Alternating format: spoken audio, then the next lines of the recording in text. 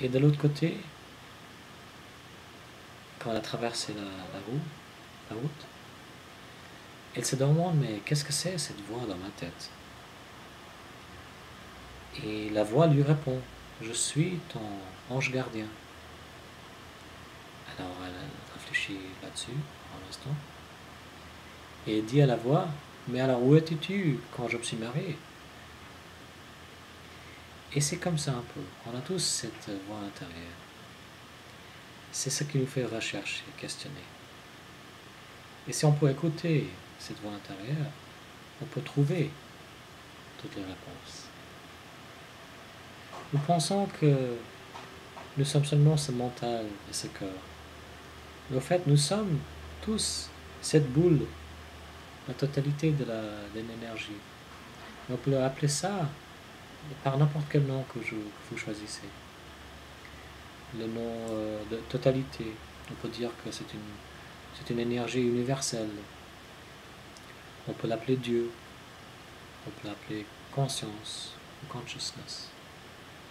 Choisissez un nom qui résonne avec vous, que vous aimez, pour comprendre ça. Et si on commence à voir que c'est notre nature propre, cette totalité, nous sommes la totalité, quelque chose change profondément. Et on commence à voir l'autre comme une sœur ou un frère. Et c'est là la puissance de cette réalisation. On commence à voir tout le monde dans le monde différemment, comme des frères et des sœurs. Et c'est exactement ça dont tous nos grands prophètes, nos grands maîtres spirituels parlaient.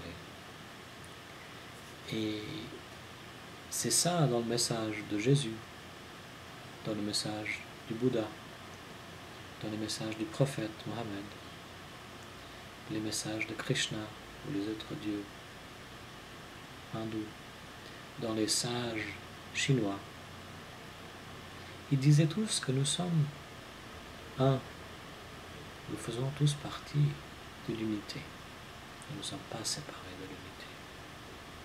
Le message à la base, c'était ça.